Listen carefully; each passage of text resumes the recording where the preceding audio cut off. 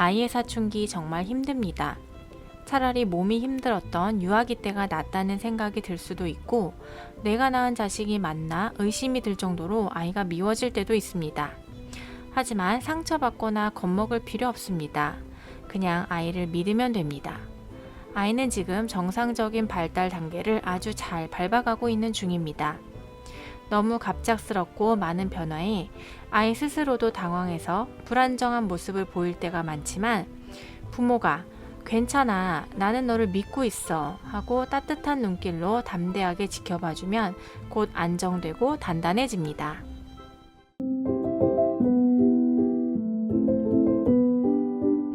문제아라고 낙인 찍고 죄인 취급하면 안 됩니다. 저는 중2병이라는 말을 싫어합니다. 정밀한 분석을 하지 않고 그 말 안에 아이가 가지고 있는 모든 문제를 깡그리 쑤셔 넣어 버리기 때문입니다. 사춘기 때는 원래 그래, 사춘기 애들이 다 그렇지 뭐 하면서 어른들은 사춘기 아이의 행동을 대수롭지 않게 여깁니다. 아이도 나는 사춘기니까 라고 생각하며 자신의 지나친 행동까지 정당화하기 쉽습니다. 그러면서 위안을 얻는 것이죠. 하지만 이런 행동은 현실 도피와도 같습니다. 이유도 해결책도 모르기 때문에 애써 외면합니다. 사람들이 사춘기의 문제를 면밀하게 분석하지 않는 이유는 또 있습니다. 이 시기의 아이들은 영향력이 없기 때문입니다. 우리는 보통 정치적으로든 경제적으로든 영향력 있는 사람들이 특정 행동을 취하면 왜 그랬을까? 저 행동의 저희는 뭘까 하며 너도 나도 떠들썩하게 분석하는 걸 좋아합니다. 그런데 사춘기 아이들은 영향력은 전혀 없으면서 문제만 일으키는 한낱 사고뭉치, 골칫덩이들인 거죠. 그래서 사춘기라고 하면 무조건 문제거리라 여기고 일단 죄수 취급을 합니다. 사회에 해악을 끼치는 범죄자들처럼 통제해야 할 특별 관리 대상으로 보고 있습니다. 에이, 뭐 그렇게까지 생각해? 라고 말할지도 모르지만 냉정하게 생각해보면 분명 그런 면이 있습니다. 우리 사회는 범죄자들을 두려워하듯 이 아이들이 무슨 짓을 할지 몰라 일단 통제하고 봅니다. 아이들에게는 이게 다 너희들을 위한 거라고 하면서요. 부모나 선생님, 어른들의 통제가 먹히지 않는 이유는 바로 이 때문입니다. 면밀한 분석이나 이해 없이 무조건 강압적으로 대하고 기존의 획일화된 방법만 쓰기 때문입니다. 아이들이 그게 힘겨워서 튀어나가려고 하면 더 강하게 누르기도 하죠.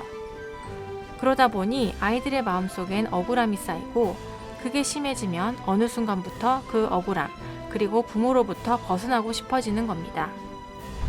다그치지만 말고 아이의 억울함을 좀 인정해 주어야 합니다. 사춘기 아이들이 억울함을 느낄 만한 상황은 이 시기 아이들의 일상에 깔려 있습니다.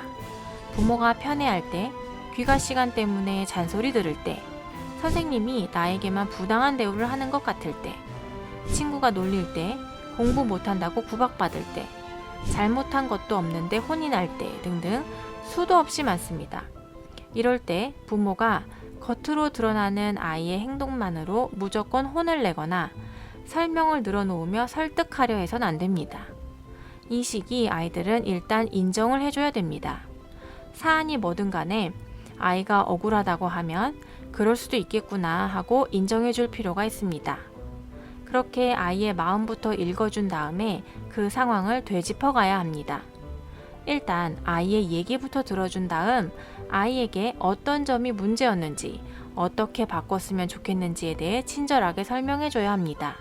훈계하려는 자세로 심각하게 접근하면 오히려 부작용이 생길 수 있습니다.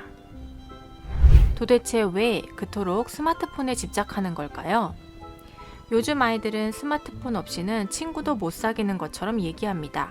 스마트폰이 없으면 친구들로부터 소외되어 외롭다는 논리인데, 사실 아이들이 스마트폰에서 주고받는 내용을 자세히 들여다보면 정말 빈약하기 짝이 없습니다. 그 안에서 이루어지는 관계들 또한 대단히 피상적인 경우가 많습니다. 아이들에게 중요한 건 내용이 아니라 친구들과 함께 스마트폰을 하고 있다는 행위 자체이기 때문입니다.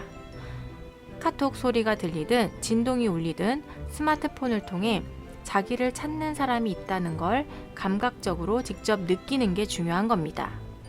메시지를 보냈는데 친구가 바로 답을 하지 않으면 친구가 날 아끼지 않는다고 생각합니다.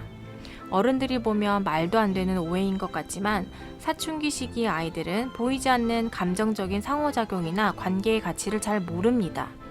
그래서 끊임없이 문자 메시지를 주고받고 통화를 자주 하는 사이여야 친하다고 생각합니다. 그걸 소홀히 하거나 그런 친구들 무리에 끼지 못하면 마치 외톨이가 되어버린 것처럼 위기의식까지 느낍니다. 이런 아이들에게 스마트폰 좀 그만 들여다보고 공부 좀 해라. 뭘 그렇게 하루 종일 스마트폰만 붙잡고 있어? 라고 아무리 말해봤자 소용없습니다. 사춘기 때는 자신이 어딘가에 속해 있다는 소속감을 아주 중요하게 여기기 때문입니다.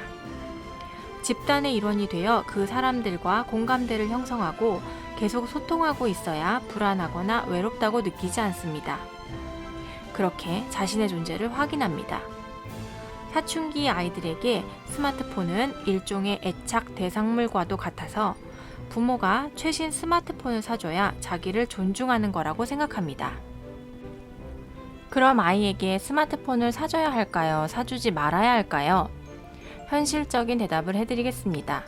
스마트폰을 사주되 그 전에 아이로부터 스마트폰 사용에 대해 스스로 조절하겠다는 약속을 받아야 합니다. 하루 중 언제, 얼마나 할 것인지 스스로 지킬 수 있는 규칙을 정하게 하는 거죠.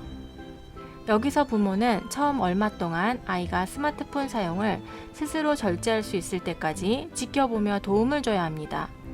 어떤 부모님은 한 번 잘못하면 한 달간 사용 금지라는 가혹한 벌을 내립니다. 그런데 이렇게 금지 기간이 너무 길어지면 아이들은 몰래 숨어서 하게 되어 있습니다. 반항심만 더 심해지고 오히려 효과는 떨어지게 됩니다.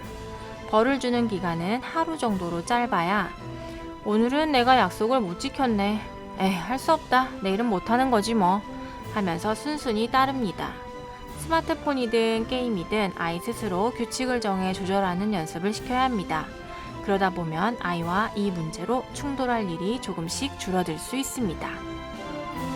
오은영의 사춘기 터널 통과법 부모편, 내 아이가 힘겨운 부모들에게. 이 콘텐츠가 도움이 되었다면 구독과 좋아요를 눌러주세요.